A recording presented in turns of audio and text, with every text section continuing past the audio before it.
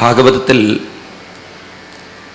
ശ്രീകൃഷ്ണ ഭഗവാന്റെ വിവാഹത്തെക്കുറിച്ച് പറയുമ്പോൾ നാം അതിനെ വെറും ഒരു ദേവൻ്റെ കല്യാണമായി കാണരുത്.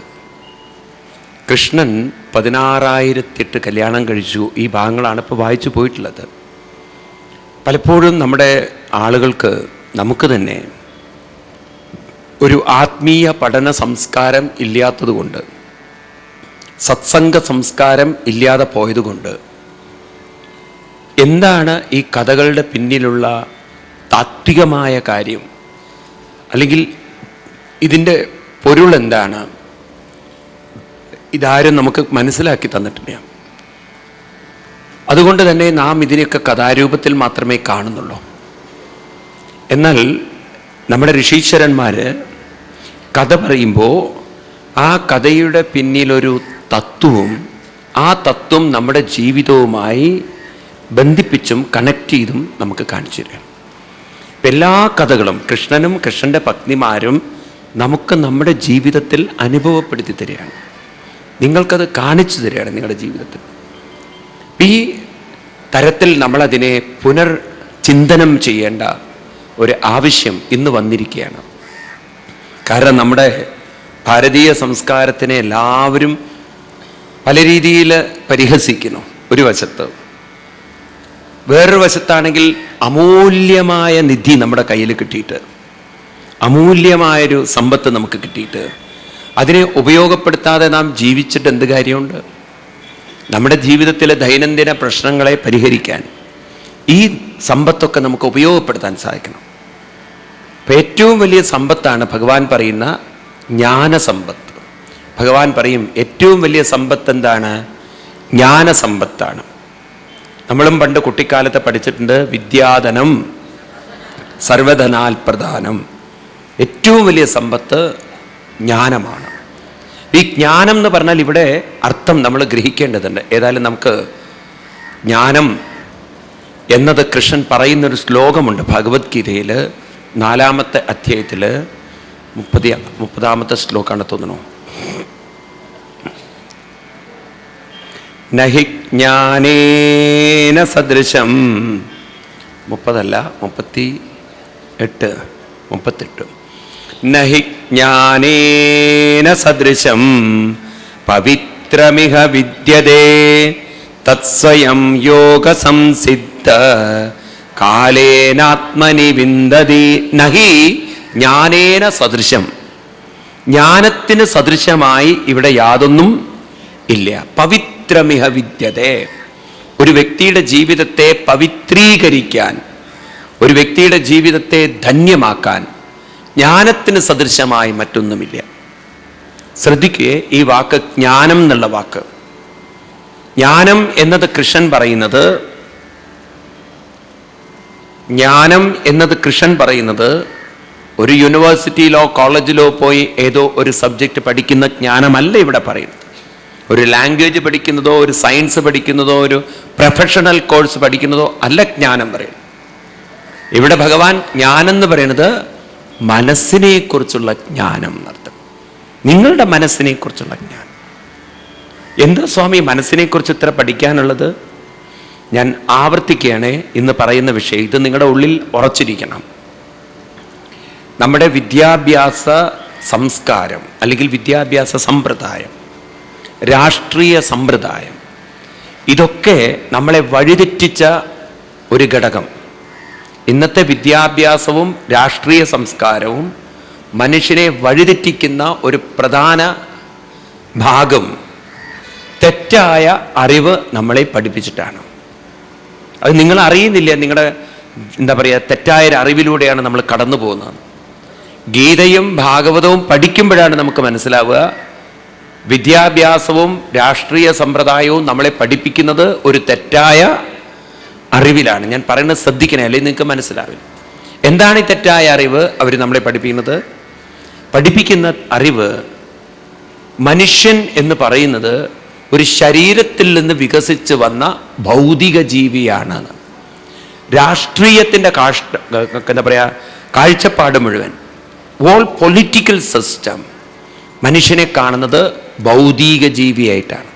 ആ വാക്ക് ഞാൻ എന്തിനാ പറയുന്നത് ചോദിച്ചു കഴിഞ്ഞാൽ, ഇവൻ കാറൽ മാക്സിനെ പോലുള്ള വലിയ ചിന്തകന്മാർ പോലും ഡയലക്റ്റിക് മെറ്റീരിയലിസം, കാറൽ മാക്സിനെ പോലുള്ള ചിന്തകന്മാർ പോലും പറഞ്ഞത് വൈരുദ്ധ്യാത്മിക ഭൗതികവാദം എന്നാണ്. എന്താണ് വാക്ക്? ഭൗതികവാദം. ഇപ്പൊ പൊതുവെ സയൻസ് മുഴുവൻ, ഓൾ സയൻസ്, മെറ്റീരിയൽ സയൻസ് മുഴുവൻ ഭൗതികവാദത്തിൽ ഊന്നി നിൽക്കുന്നതാണ്. ഈ ഭൗതികം എന്നുള്ള വാക്കിന് അർത്ഥം, ഭൗതികം എന്ന് പറഞ്ഞാൽ പ്രകൃതി, പ്രപഞ്ചം. ഈ പ്രപഞ്ചം വാദമാണ് അവർക്കുള്ളത്. ഈ പറയുന്നതൊക്കെ ശ്രദ്ധിക്കണേ നിങ്ങൾ. അപ്പം സാധാരണ ഒരു വ്യക്തിയുടെ ഉള്ളിലേക്ക് കിട്ടിയ ഒരു അറിവെന്ന് വെച്ചാൽ, മനുഷ്യൻ എന്നത് പ്രകൃതിയുടെ ഒരു ഭാഗമാണ്, പ്രകൃതിയിൽ നിന്ന് രൂപാന്തരപ്പെട്ടവനാണ് ആര്? മനുഷ്യൻ എന്നുള്ളതാണ്. വിദ്യാഭ്യാസവും അങ്ങനെ തന്നെയാണ്, ഭൗതികതയ്ക്കാണ് പ്രാധാന്യം കൊടുത്തത്.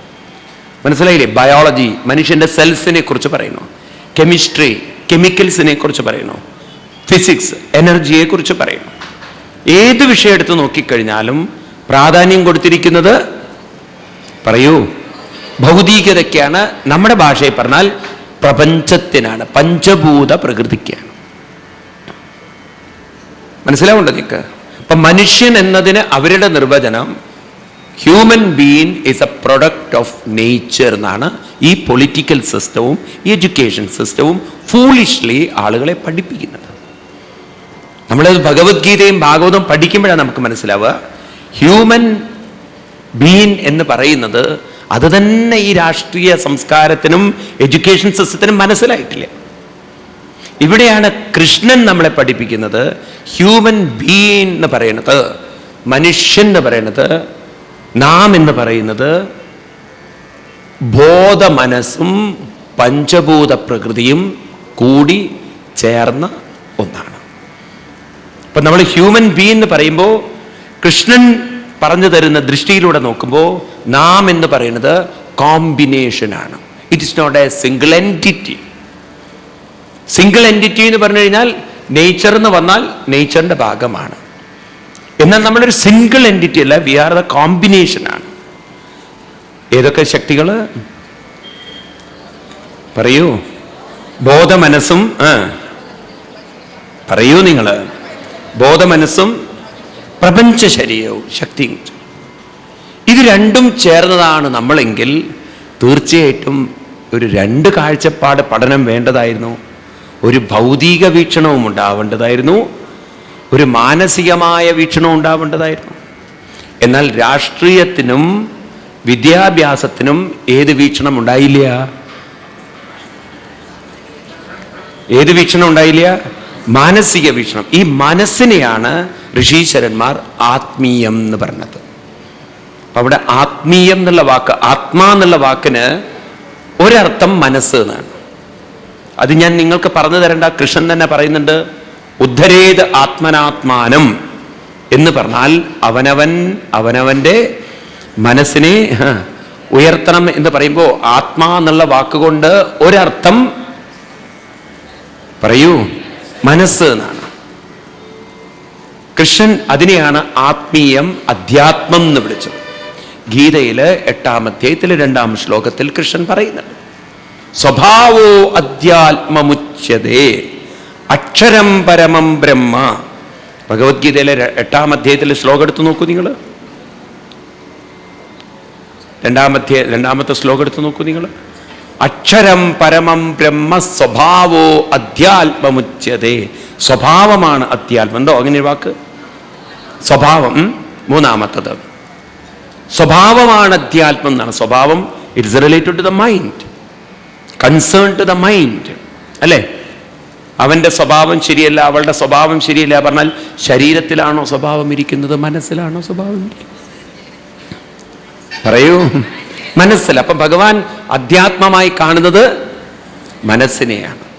അപ്പൊ ഈ മനസ്സും ശരീരവും കൂടിച്ചേർന്നതാണ് നാം എന്ന വ്യക്തിത്വം എന്ന് പറയുമ്പോൾ ഇത് നിങ്ങളുടെ ഉള്ളിൽ ഉറക്കണേ.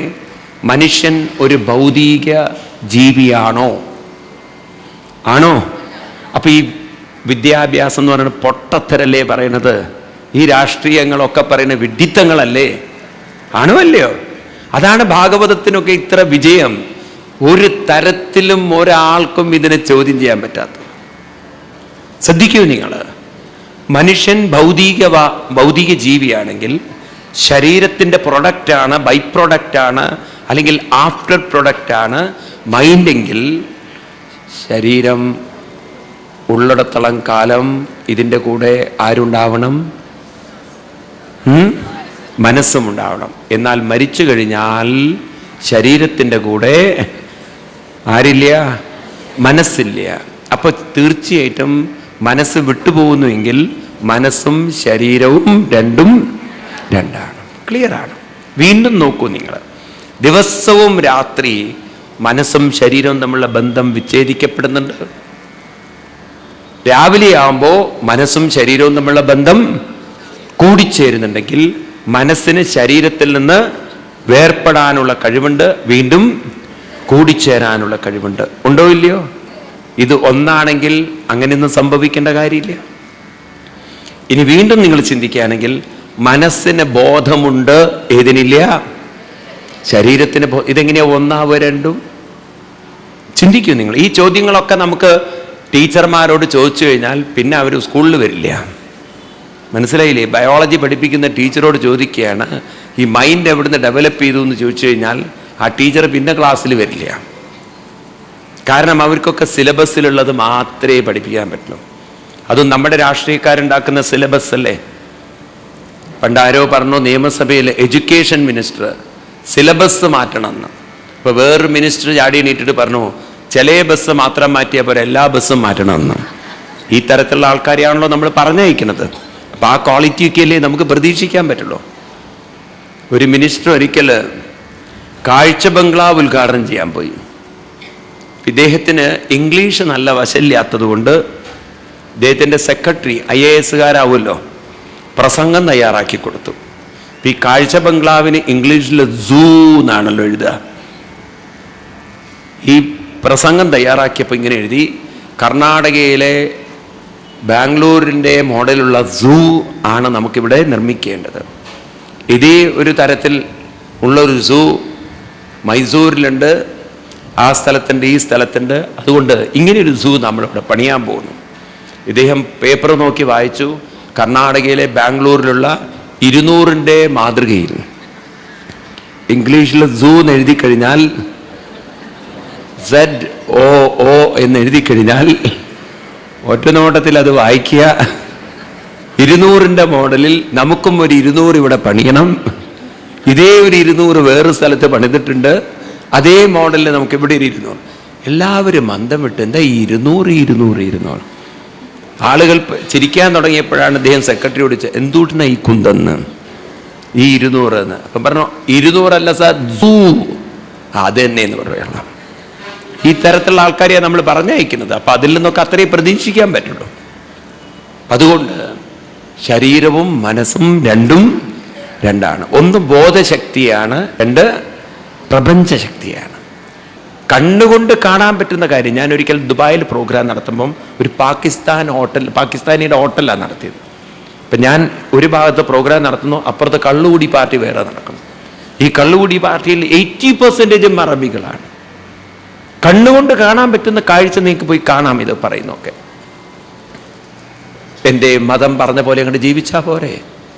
അതുകൊണ്ടാണ് കൃഷ്ണൻ ഇങ്ങനത്തെ വിഡ്ഢിത്തങ്ങളൊന്നും പറയാത്തത്. ഭഗവാൻ പറയണത് ഉദ്ധരേത് ആത്മന, നിങ്ങൾക്ക് വേണമെങ്കിൽ നിങ്ങളെ ഉയർത്തിക്കൊള്ളൂ, നിങ്ങൾക്ക് വേണ്ടെങ്കിൽ നിങ്ങൾ കൈവിട്ടോളൂ. ഹൂ ബോധേഴ്സ്? അടിച്ചേൽപ്പിക്കുന്ന പ്രശ്നം ഇല്ല. നന്നാവണമെങ്കിൽ അതാണ് നമ്മുടെ സംസ്കാരത്തിന് ഒരു വീഴ്ച പറ്റിയത്. മറ്റതിനൊക്കെ സ്ട്രിക്ട്നെസ് ഉണ്ട്. ഞായറാഴ്ച വന്നോളണം, വെള്ളിയാഴ്ച വന്നോളണം എന്നൊക്കെ. നമുക്ക് അങ്ങനെ ഇല്ല. നിങ്ങൾക്ക് വേണമെങ്കിൽ ഒന്നായാൽ മതി. ഭഗവാൻ നോക്കൂ, നിങ്ങൾ പറയുന്നത് ഗീതയിൽ, ഈ പറയുന്നതൊക്കെ ഗീതയിൽ നിങ്ങൾക്ക് കാണാം. 18-ാം അധ്യായത്തിൽ അവസാന ഭാഗത്ത് നിങ്ങൾക്ക് കാണാം. ഗീത മുഴുവൻ പറഞ്ഞു കൊടുത്തു അർജുനനോട്. എന്നിട്ട് പറഞ്ഞു, ഇതിതേ ജ്ഞാനമാഖ്യാതം. 78 ഗുഹ്യാൽ ഗുഹ്യതരം മയാ വിമർശയേത ശേഷേണ. എത്രാമത്തെ? 63 ഇതിതേ ജ്ഞാനമാഖ്യാതം ഗുഹ്യാൽ ഗുഹ്യതരം മയാ വിമർശയേത് അശേഷേണ യഥേച്ഛസി തഥാ കുരു. നോക്കൂ, ഈ വാക്ക് കൃഷ്ണനെ നമസ്കരിക്കണ്ടേ. വിമർശയേത് അശേഷേണ. ഞാൻ പറഞ്ഞത് മുഴുവൻ നീ വിമർശിച്ചോ. വിമർശിക്കുക എന്നാണ് കുറ്റപ്പെടുത്തുക എന്നല്ല, നല്ലവണ്ണം ചിന്തിക്കൂ, വളരെ അനലൈസ് ചെയ്യൂ അർജുന. എന്നിട്ട് യഥാ ഇച്ഛസി തഥാ കുരു. നിനക്ക് നല്ലതാണെന്ന് തോന്നുകയാണെങ്കിൽ ചെയ്തോളൂ എന്ന്. ചെയ്യണം എന്ന് എവിടെയെങ്കിലും നിർബന്ധമുണ്ടോ? അതുകൊണ്ടൊക്കെയാണ് നമ്മുടെ ഭാരത സംസ്കാരം ഏറ്റവും ഉന്നതിയിൽ നിൽക്കുന്നത്. ആരെയും ഒന്നും അടിച്ചേൽപ്പിക്കുന്നില്ല. ഞാനും നിങ്ങളും ഇത് പ്രചരിപ്പിക്കാൻ തുടങ്ങിയാൽ ഇന്നല്ലെങ്കിൽ നാളെ നോക്കിക്കോളൂ, മറ്റ് സംസ്കാരങ്ങളൊക്കെ നമ്മളിലേക്ക് വന്നിരിക്കും.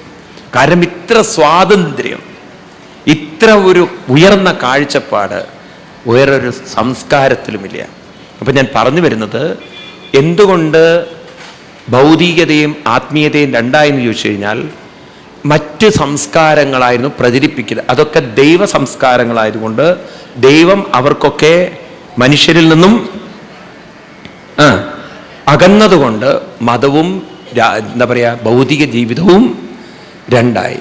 എന്നാൽ ഒരു പക്ഷേ ഭാരതീയ സംസ്കാരമായിരുന്നു പ്രചരിപ്പിച്ചതെങ്കിൽ ഇവിടെ മതം എന്ന് പറയുന്നത്, മതം എന്നല്ല ഇതിനെ പറയേണ്ടത്, ഇതിനെ പറയേണ്ടത് ദർശനം എന്നാണ്. ഭാരത സംസ്കാരത്തെ വിളിക്കുന്നത് ദർശനം എന്നാണ്. ദർശനം കേട്ടിട്ടുണ്ടോ ഈ വാക്ക്? ദർശനം എന്നുള്ള കാഴ്ചപ്പാട്. ഭാരതീയ മതം എന്നല്ല പൊതുവെ പറയാ, ഭാരതീയ ദർശനം എന്നാണ്, കാഴ്ചപ്പാട്. ഷഡ് ദർശനം.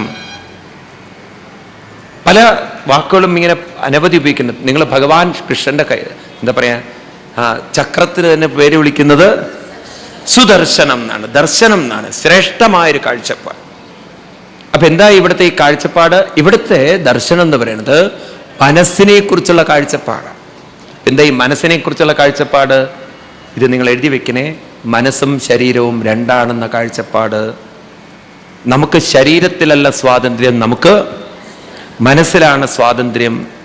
നമുക്ക് മറ്റൊരു മനസ്സിലല്ല സ്വാതന്ത്ര്യം, സ്വന്തം മനസ്സിലാണ്. നമ്മുടെ മനസ്സിനെ നമുക്ക് ഉയർത്താനും താഴ്ത്താനുമുള്ള കഴിവുണ്ട്, അല്ലെങ്കിൽ കൈവിടാനുള്ള ഉണ്ടോ ഇല്ലയോ? ശരിയാണോ ഈ പറയുന്നത്? ഇങ്ങനെയൊക്കെയുള്ള ദർശനത്തെയാണ് ഭാരതീയ ദർശനം. ഇത് ഉൾക്കൊണ്ടുകൊണ്ടുള്ള ഭൗതികതയാണ് യഥാർത്ഥ വിജയം എന്ന് പറയുന്നത്, ഭൗതിക വിജയം. അപ്പം അതുകൊണ്ട് ആത്മീയത ഭൗതികതയ്ക്ക് എതിരുമല്ല, ആത്മീയത ഭൗതികയിൽ നിന്ന് വേറെയല്ല. ആത്മീയതയും ഭൗതികതയും ചേർന്ന് പോകണം. ആത്മീയതയിൽ ഉൾക്കൊണ്ടുകൊണ്ടായിരിക്കണം ഏത് നിൽക്കുന്നത്.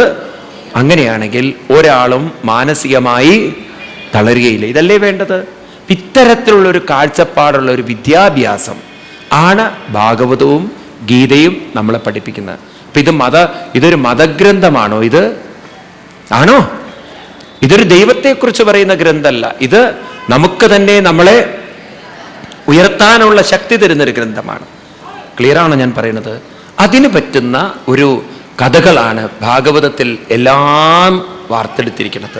അപ്പം അതുകൊണ്ട് നമുക്ക് ആ ഒരു കഥയാണ് ഞാൻ പറഞ്ഞു തുടങ്ങിയത്. അപ്പോഴേക്കും ഞാൻ വിഷയത്തിൽ നിങ്ങളുടെ കുറേ അങ്ങോട്ട് മാറി. കാരണം ഇത് നിങ്ങളുടെ തലയിൽ അടിച്ചുറപ്പിക്കണം എന്നുള്ള ഒരൊറ്റ മോഹം കൊണ്ട്. ഏതായാലും ഇത് മനസ്സിലാക്കി വെക്കൂ. അതുകൊണ്ട് നിങ്ങൾ മറ്റ് മതത്തെയും നമ്മളെയൊന്നും ഒരിക്കലും താരതമ്യം ചെയ്യരുത്. അവരൊക്കെ ദൈവത്തെക്കുറിച്ച് പറയുമ്പം പറയും, നമ്മൾ മനസ്സിനെ ദൈവമാക്കുന്ന കലയാണ് നമ്മുടേത്. മനസ്സിലായില്ലേ? മനസ്സ് വികസിക്കുന്നതാണ് ദൈവം.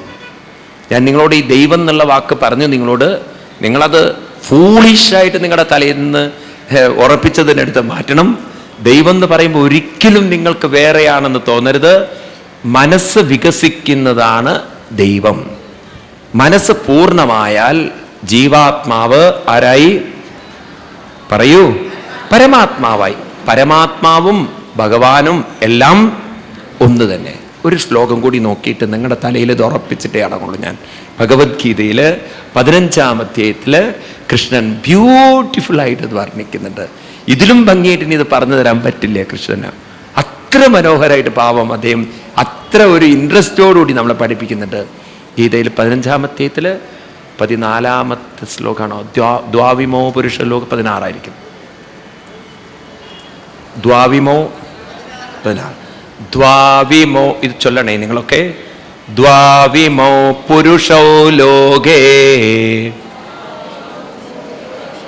ക്ഷരക്ഷാക്ഷര ഏവ ച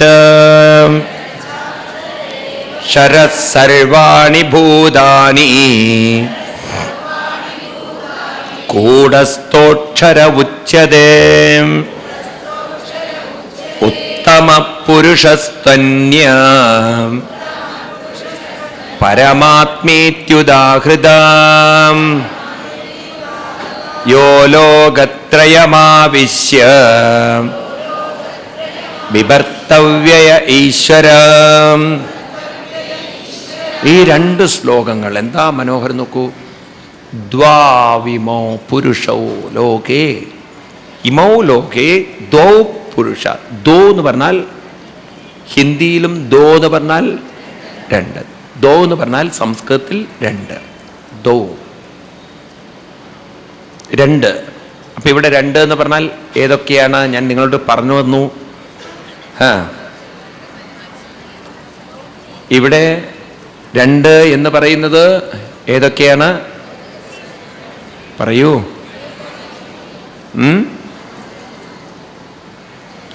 ശരീരവും മനസ്സും. ഈ 2 എന്നൊക്കെ മനസ്സിൽ കേൾക്കുമ്പോൾ 2 എന്നുള്ളത് ശരീരവും മനസ്സും. മറ്റുള്ളവർ 1 എന്ന് പറയുന്നതിനെ നമ്മുടെ ഋഷീശ്വരന്മാര് 2, ശരീരവും മനസ്സും. ദ്വാവിമോ പുരുഷവും ലോകേ ക്ഷര അക്ഷര. കൃഷ്ണൻ അതിന് പേര് വിളിച്ചിരിക്കുന്നത് ക്ഷര അക്ഷര. ഏതാണ് ഇത്? നിങ്ങൾക്ക് അർത്ഥാവുമല്ലോ ഇതൊക്കെ. ക്ഷരം ഏതിനെയാണ്? പറയൂ. ശരീരം. അക്ഷരം മനസ്സ്. ക്ഷരം അക്ഷരം എന്നൊക്കെ പറയുമ്പോൾ അർത്ഥമാവും. ക്ഷരം എന്ന് പറഞ്ഞാൽ അർത്ഥം മാറി നമ്മളിൽ നിന്നും അകന്നു പോകുന്നത്. അക്ഷരം എന്ന് പറഞ്ഞാൽ നമ്മുടെ, പറയൂ, കൂടെ വരുന്നത്, നമ്മുടെ കയ്യിൽ നിന്ന് വിട്ടുപോയിട്ടില്ല. ആര്? മനസ്സ്. പഴയ ഓർമ്മകളൊക്കെ കൂടെ വരുന്നുണ്ട്. അതുകൊണ്ട് ശരീരത്തെ ക്ഷരം എന്ന് വിളിക്കുന്നു, മനസ്സിനെ അക്ഷരം എന്ന് വിളിക്കുന്നു. ഇനി ഭഗവാൻ പറയാണ് ക്ഷര സർവാണി ഭൂതാനി എന്ന് വെച്ചാൽ ശരീരം. കൂടസ്ഥ അക്ഷര ഉച്ച. കൂടസ്ഥ എന്ന് പറഞ്ഞാൽ ഇവിടെ കൂടവത് തിഷ്ഠതി ഇതി കൂടത് എന്ന് പറഞ്ഞാൽ അർത്ഥം ഏതൊന്നിലാണോ ബാക്കിയെല്ലാം ഉറപ്പിച്ചിരിക്കുന്നത് അതിനെയാണ് കൂടം എന്ന് പറയാം. കൂടം എന്ന് പറഞ്ഞു കഴിഞ്ഞാൽ അർത്ഥം അടിസ്ഥാനം, ആധാരം എന്നർത്ഥം. ഇപ്പം ഈ ശരീരത്തിന് ആധാരം ഈ മനസ്സാണ്. കാരണം മനസ്സുണർന്നാലേ ശരീരം ഉണരുള്ളൂ. മനസ്സിലാവുണ്ടോ? നിക്ക് ശ്രദ്ധിക്കണ്ടോ നിങ്ങൾ? ഇപ്പൊ ശരീരം ഉണർന്നാലേ മനസ്സ് ഉണരുകയുള്ളൂ. എങ്കിൽ ശരീരത്തിന്റെ ആധാരം മനസ്സ്. ശരീരത്തെ കൂട്ടിച്ചേർത്തിരിക്കുന്നത്, ഈ ശരീരം പിടിച്ചു നിൽക്കുന്നത് മനസ്സിലാണ്. നമ്മളതിനെ, ഞാൻ കഴിഞ്ഞ ദിവസം പറഞ്ഞു, പ്രാണൻ ആണ് മനസ്സിനെ കൊണ്ട് ഈ ശരീരത്തെ പിടിപ്പിക്കുന്നതൊക്കെ നിങ്ങളോട് പറഞ്ഞു. അപ്പോൾ പറഞ്ഞു വരുന്നത് കൂടസ്ഥൻ എന്ന മനസ്സ്. ഇനി ഭഗവാൻ പറയുന്നു ഉത്തമ പുരുഷ അന്യ. ഇതിൽ നിന്നൊരു ഉത്തമ പുരുഷനുണ്ട്. അതാരാണത്? പരമാത്മാ ഇതി. ആരാണ്? പരമാത്മാ. അപ്പൊ ഇവിടെ പരമാത്മാ എന്ന് പറഞ്ഞാൽ അർത്ഥം എന്തെടുക്കണം?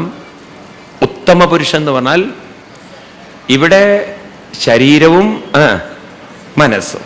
പരമാത്മാ എന്ന് പറഞ്ഞാൽ ഇവിടെ അർത്ഥമെടുക്കേണ്ടത്, അതാ ഞാൻ പറഞ്ഞത്, നിങ്ങൾ ഫൂളിഷായിട്ട് മനസ്സിൽ പലതും കരുതിയിട്ടുണ്ട്. അതൊക്കെ എടുത്ത് മാറ്റണം, അല്ലെങ്കിൽ നിങ്ങൾക്കിത് മനസ്സിലാവില്ല. പരമാത്മാ എന്ന് പറഞ്ഞാൽ പൂർണ്ണത എന്ന് അർത്ഥം എടുക്കണം. ഞാൻ കഴിഞ്ഞ ദിവസം നിങ്ങളോട് പറഞ്ഞു. ഈ ശരീരത്തിന്റെ പൂർണ്ണത എന്ന് പറയുന്നത്, ശരീരം ശ്രദ്ധിക്കൂ, ഉത്തമ പുരുഷ അന്യ, ഉത്തമമായി ഒരു അന്യപുരുഷനുണ്ട് എന്ന് പറഞ്ഞാൽ ഈ ശരീരവും മനസ്സും സ്വതന്ത്രമല്ല. അതെല്ലാം ഒരു പൂർണ്ണതയുമായി ബന്ധപ്പെട്ടിരിക്കുന്നു. ശരീരം പഞ്ചഭൂതവുമായി ബന്ധപ്പെട്ടിരിക്കുന്നു. മനസ്സ് അനന്തമായ ബോധവുമായി ബന്ധപ്പെട്ടിരിക്കുന്നു. മനസ്സിലാവുണ്ടോ നിങ്ങൾക്ക്? അപ്പൊ ഈ ഭാഗമായതെല്ലാം ഏതിലേക്ക് തിരിച്ചു പോകണം? ഏതിലേക്ക് തിരിച്ചു പോകണം? പൂർണ്ണതയിലേക്ക്. അപ്പം നമ്മുടെ ശരീരം പഞ്ചഭൂതത്തിലേക്കും പോവും, മനസ്സ് പരമാത്മാവിലേക്കും വരണം. അപ്പൊ ഈ ശരീരത്തിൽ നിന്നും മനസ്സിൽ നിന്നും ഉത്തമനായി ആരുമുണ്ട്? പരമാത്മാവുമുണ്ട് എന്ന് പറഞ്ഞു കഴിഞ്ഞാൽ മനസ്സിന്റെ പിന്നിൽ ശരീരത്തിന്റെ കൂടെ അനന്ത പ്രകൃതി ഉള്ളതുപോലെ മനസ്സിന്റെ കൂടെ അനന്ത ബോധശക്തിയുണ്ട്. നിങ്ങളുടെ മനസ്സൊരിക്കലും ഒറ്റയ്ക്കല്ല, അതിനെ ഒറ്റപ്പെടുത്താൻ ഒരു ശക്തിക്കും സാധ്യമല്ല. പക്ഷെ ഇതൊക്കെ നിങ്ങൾ വെറുതെ കേട്ടതുകൊണ്ട് കാര്യമില്ല. ആ ശക്തിയിലേക്ക് നമ്മുടെ മനസ്സിനെ അങ്ങോട്ട് ഘടിപ്പിക്കണം. ഈ ഘടിപ്പിക്കലാണ്, ചേർക്കലാണ് ധ്യാനം എന്ന് പറയുന്നത്. ഇങ്ങനെ നമ്മൾ പരിശീലിച്ചു വന്നാൽ മാത്രമേ നമ്മുടെ മനസ്സിനെ നമുക്ക് ഉയർത്തുക എന്ന് പറഞ്ഞാൽ പരമാത്മശക്തി മനസ്സിൽ തട്ടാൻ തുടങ്ങിക്കഴിഞ്ഞാൽ, പരമാത്മശക്തിയിലേക്ക് മനസ്സ് ഘടിപ്പിക്കാൻ തുടങ്ങിക്കഴിഞ്ഞാൽ, ആ പരമാത്മ ഊർജം മനസ്സിന് കിട്ടും തോറും നിങ്ങൾക്ക് ഏത് പ്രശ്നങ്ങളെയും തരണം ചെയ്യാനുള്ള ഒരു മനോബലം കൂടെ ഉണ്ടാവും എന്ന് പറയാണ്. അപ്പൊ ഈ ആത്മീയത എന്ന് പറയുന്നത് ഒരു സയൻസ് അല്ലേ പറയുന്നത്? ആണോ അല്ലയോ? നമ്മുടെ ജീവിതത്തിൽ ഉപയോഗപ്പെടുത്താൻ പറ്റുന്ന ശക്തിയാണ് ഈശ്വരൻ. സ വിഭർത്തവ്യ ഈശ്വരാണ്. ആ ഈശ്വരനാണ് എല്ലാറ്റിനെയും വിഭർത്തി എന്ന് പറഞ്ഞാൽ നിലനിർത്തുന്നത്. ഒരു നോക്കൂ, നിങ്ങൾ ഈ പറയുന്ന വാക്കൊക്കെ നിങ്ങൾക്ക് എത്ര തട്ടുണ്ടെന്ന് എനിക്കറിയില്ല. എനിക്ക് തോന്നുന്നു നമ്മുടെ ഹിന്ദു മതത്തിൽ പറ്റിയൊരു വലിയ പാളിച്ച, അച്ഛനമ്മമാര് നിങ്ങളോടൊക്കെ ചെയ്ത വലിയൊരു ദ്രോഹം വെറും അമ്പലത്തിൽ കൊണ്ടുപോയി തൊഴിപ്പിച്ചു എന്നുള്ളതാണ്. അല്പം നിങ്ങൾക്ക് ഭാഗവതമൊക്കെ പറഞ്ഞു തന്നിരുന്നെങ്കിൽ ഒരിക്കലും കല്ല് ദൈവമാവില്ലായിരുന്നു. നിങ്ങൾ ആ വിഗ്രഹത്തെ കാണുമ്പോൾ നിങ്ങൾ രണ്ട് ദൃഷ്ടിയോടുകൂടി കാണുമായിരുന്നു.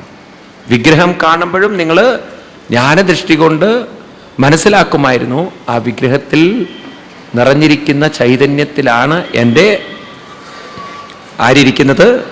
മനസ്സിരിക്കുന്നത്. അതുകൊണ്ട് ഞാൻ ആ മനസ്സിനെ അതിലേക്ക് അർപ്പിക്കട്ടെ എന്ന് നമ്മൾ മനസ്സിലാക്കിയിരുന്നെങ്കിൽ ഈശ്വരനോട് പ്രാർത്ഥിക്കുന്നവരാവില്ല, ഈശ്വര ശക്തിയോട് ചേർന്ന് ആ ശക്തിയെ നമ്മുടെ ദൈനംദിന ജീവിതത്തിൽ കൊണ്ടു നടക്കുന്നവരായി. നോക്കൂ, നിങ്ങൾ പാലക്കാട് ഒരു 3-4 മാസം നല്ല കാറ്റടിക്കുന്ന കാലമാണ്. ഇപ്പൊ കാറ്റ് നടന്നുകൊണ്ടിരിക്കുകയാണ്. ആണോ? പാലക്കാട്ടുകാർക്ക് കാറ്റുണ്ട് എന്നല്ല ഞാൻ പറയുന്നത്. ഭാഷയിൽ അങ്ങനെയുണ്ട്. ആൾക്ക് കാറ്റാണെന്ന് പറഞ്ഞു കഴിഞ്ഞാൽ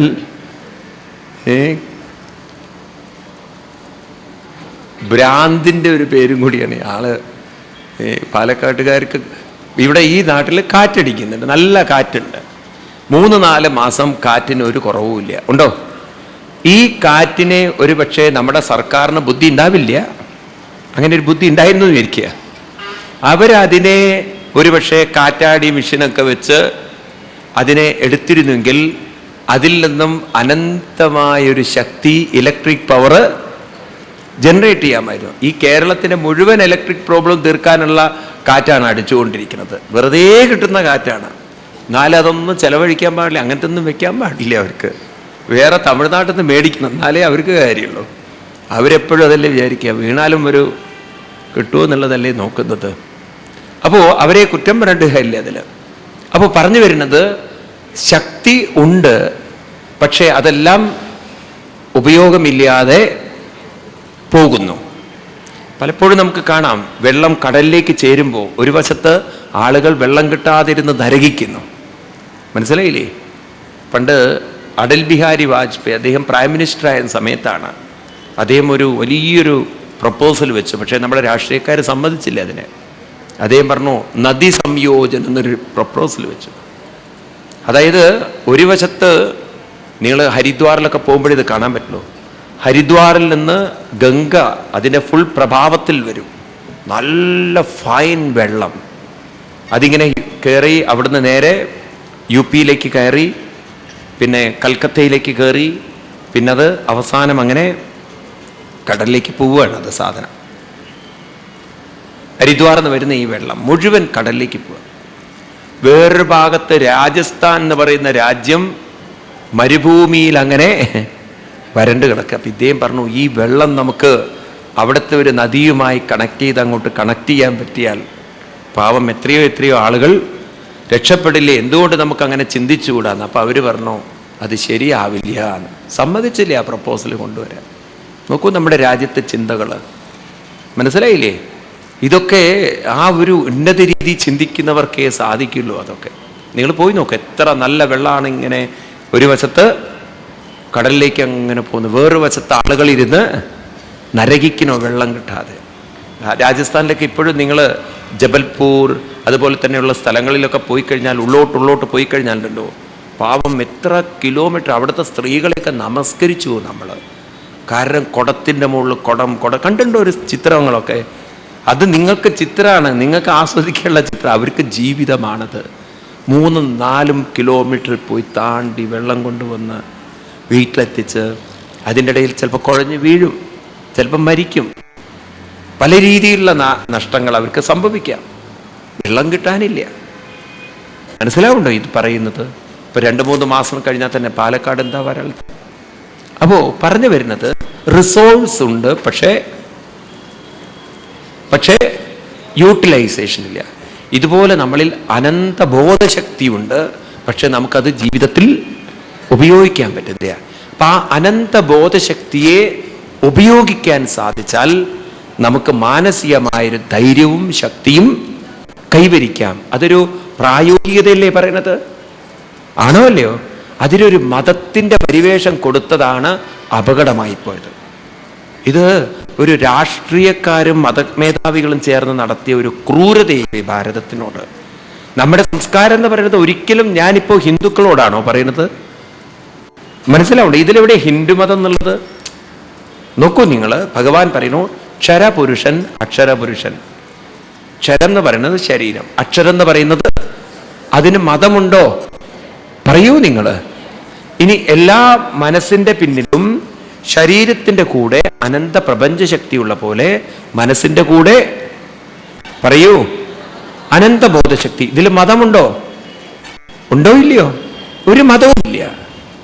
ഈ സത്യത്തിനെയല്ലേ ലോകത്തിൽ പ്രചരിപ്പിക്കേണ്ടത്? മനസ്സിലാവും നീക്ക്? ഇതാണ് ഭാരതീയരുടെ ആത്മീയത.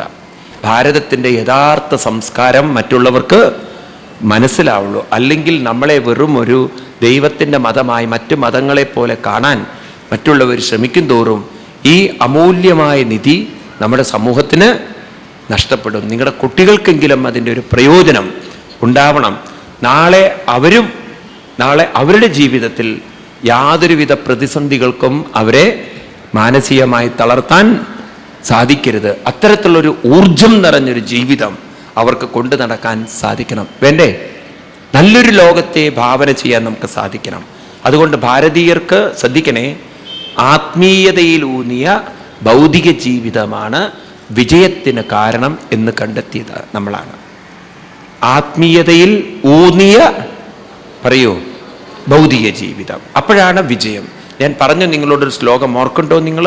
ഞാനിത് പറയുമ്പം ആർക്കെങ്കിലും മനസ്സിൽ വല്ല ശ്ലോകങ്ങൾ ഓർമ്മ വരുന്നുണ്ടോ?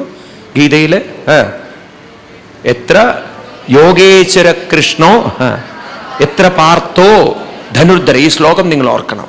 അവിടെ ഈ 2 പ്രതീകങ്ങൾ, യോഗേശ്വര കൃഷ്ണൻ എന്ന് പറഞ്ഞാൽ യോഗ ഈശ്വര, ഈശ്വരനോട് യോഗ, ഈശ്വരൻ എന്ന് പറഞ്ഞാൽ പരമാത്മാ, ആ പരമാത്മാവിനോട് യോഗ. ഏത് മനസ്സാണോ യോഗം ചെയ്തത്, അതായത് ആത്മീയ ശക്തി ഉൾക്കൊണ്ട ഒരു മനസ്സും, ധനുർധരോപാത്ത ആയുധമേന്തിയ പാർത്ഥൻ. ആയുധമേന്തുന്നത് ഒരു കാര്യം യുദ്ധം ചെയ്ത് വിജയിക്കാനാണ് ആയുധമേന്തുന്നത്. ഇതുപോലെ വിജയിക്കാൻ വേണ്ടി ഭൗതിക വികാസത്തിന് വേണ്ടി പ്രയത്നിക്കുന്ന ഒരു മനസ്സ്, ആത്മീയതയിലൂന്നിയ മനസ്സും ഭൗതികമായ വിജയത്തിന് വേണ്ടി ശ്രമിക്കുന്ന മനസ്സും, ഈ 2 മനസ്സുകൾ കൂടിച്ചേരുന്നിടത്താണ് തത്ര ശ്രീ വിജയം. അവിടെയാണ് യഥാർത്ഥ വിജയം. ഇന്ന് നമ്മുടെ ലോകത്തിൽ എന്ത് മാത്രമേ ഉള്ളൂ? പറയൂ. ധനുർധരോ പ്രാർത്ഥനയുള്ളൂ. ഏതില്ല? യോഗേശ്വര കൃഷ്ണനില്ല. അതുകൊണ്ടോ വിജയിക്കുമെന്ന് കരുതി അമ്പം പിടിച്ച് മുന്നോട്ട് പോകുമ്പോൾ എവിടെയെങ്കിലും താളം തെറ്റുമ്പോൾ മാനസികമായി തളർന്നു വീണു. എന്നാൽ ആത്മീയത ഉൾക്കൊണ്ട ഒരു ജീവിതമാണെങ്കിൽ ഒരിടത്ത് പരാജയപ്പെട്ടാലും മാനസികമായി തളരാതെ അവർ വീണ്ടും മുന്നോട്ട് കയറിപ്പോകുന്നു. ക്ലിയർ ആണോ ഇത്? അപ്പം അത്തരത്തിലുള്ളൊരു ഉന്നത വീക്ഷണമുള്ള ഒരു സംസ്കാരമാണ് ഭാരതീയ സംസ്കാരം. ഇതിന് മതവുമായി ബന്ധമില്ല, മനസ്സുമായി ബന്ധമുണ്ട്. ഈ മതം എന്നുള്ള വാക്ക് മാറ്റി മനസ്സ് എന്നുള്ളൊരു വാക്കാക്കിയാൽ ലോകം നേരെയാവുമെന്ന് എനിക്ക് തോന്നുന്നു. അപ്പം അങ്ങനെ ഒരു ചിന്തന വരുമല്ലോ. ക്രിസ്തു മതം എന്നുള്ളതിന് പകരം ക്രിസ്തു മനസ്സ്, ഇസ്ലാം മതം എന്ന് പറയുന്നതിന് പകരം പറയൂ ഇസ്ലാം മനസ്സ്, ഹിന്ദു മതം എന്ന് പറയുന്നതിന് പകരം അങ്ങനെ ഒരു വാക്ക് പുതിയതായിട്ട് കൊണ്ടുവരാൻ പറ്റിയാൽ അപ്പം ചിന്തിക്കല്ലോ ആൾക്കാർ എത്ര മനസ്സുണ്ട് എന്നുള്ളത്. അതിൽ നിന്ന് തന്നെ നമുക്കൊരു പുതിയ ചിന്തന. ഈ മതം എന്ന് പറയുന്ന വാക്ക് എനിക്ക് തോന്നുന്നു അതിനെ നിരോധിക്കാൻ ഗവൺമെൻറ് വല്ല ബില്ലും പാസ്സാക്കണം. മനസ്സ് അല്ല, മതം എന്ന് പറയുന്നതിന് പകരം ഏത് കൊണ്ടുവരണം? മനസ്സ് എന്നുള്ളത്. കാരണം ഭാരതീയർക്ക് മതം അല്ല ഉള്ളത്, ഭാരതീയർക്ക് മനസ്സാണ്. എനിക്ക് തോന്നുന്നു മറ്റുള്ളവർക്ക് ഇല്ലാത്തതും മനസ്സാണ്, അവർക്കുള്ളത് മതമാണ്. മനസ്സില്ലാത്തവർക്ക് മതവും, മനസ്സില്ലാത്തവർക്ക് മതവും, മതമില്ലാത്തവർക്ക് മനസ്സും. നമുക്ക് മനസ്സേ ഉള്ളൂ. മനസ്സ് നന്നായാൽ എല്ലാം നന്നായി. ഭഗവാൻ അതാ പറയുന്നത്, നിങ്ങൾ നന്നായാൽ നിങ്ങൾ ഈശ്വരതുല്യം നന്നായി. മനസ്സിലായില്ലേ? നിങ്ങളുടെ മനസ്സ് എന്നിൽ അർപ്പിക്കും തോറും ഞാനും നിങ്ങളും ഒന്നാണെന്ന് പഠിപ്പിക്കുന്നതാണ് നമ്മുടെ സംസ്കാരം. ഏതായാലും അപ്രകാരം ഒരു ഉന്നത ഒരു സംസ്കാരത്തെ നമുക്ക് പുനർജീവിപ്പിക്കാൻ ഒരു കൂട്ടായൊരു പരിശ്രമം എല്ലാവരുടെ ഭാഗത്തുണ്ടെങ്കിൽ ഇത് സാധിക്കും. അതുകൊണ്ട് നിങ്ങളൊക്കെ പഠിക്കണം. ഒരു ഗീതാ പുസ്തകം കയ്യിൽ വെക്കണം. നിങ്ങളൊക്കെ കുട്ടികൾക്ക് വാങ്ങിച്ചു കൊടുക്കണേ ഒരു പുസ്തകം. നിങ്ങൾക്കും ഒരു മഹാത്മാവാം. ഇന്ന് ഞാൻ എൻ്റെ എന്താ പറയുക, ഞങ്ങൾ 2-3 പേര് ചേർന്നിങ്ങനെ ഇരുന്ന് എഴുതിയൊരു പുസ്തകമാണ് ഗീത എങ്ങനെ കുട്ടികളിലേക്ക് രസകരമായിട്ട് എത്തിക്കാൻ പറ്റുന്നുള്ളത്. ആ ഒരു പുസ്തകം നിങ്ങൾ വാങ്ങിച്ചു കൊടുക്കണം. നിങ്ങൾക്കും ഒരു മഹാത്മാവാം. ഹൗ എന്താ പറയുക, ബിക്കം എ മഹാത്മാ എന്ന്. ഗാന്ധിജിയുടെ ജീവിതം എങ്ങനെയാണ് ഗീതയിൽ സ്വാധീനിക്കപ്പെട്ടതെന്നുള്ളത് അതൊക്കെ വാങ്ങിച്ചു കൊടുക്കും കുട്ടികൾക്ക്. നിങ്ങളും ദിവസവും കുറച്ചു നേരം ധ്യാനം ചെയ്യൂ. ഒരു വലിയ മാറ്റം നമുക്ക് വരുത്താൻ പറ്റും. ഒരു ഭഗവാൻ പറയുന്ന പോലെ ഒരു ചെറിയൊരു വിഷമത്തിന് പോലും നിങ്ങളെ അലട്ടാൻ സാധ്യമല്ലാത്ത വിധത്തിൽ പരിവർത്തനം വരുത്താൻ സാധിക്കും. മനസ്സിലാവുണ്ടോ? ആ ഒരു അനുഭൂതിയിലേക്ക് നമുക്ക് ഉയരട്ടെ എന്ന് പറഞ്ഞുകൊണ്ട് നമുക്കിവിടെ നിർത്താം.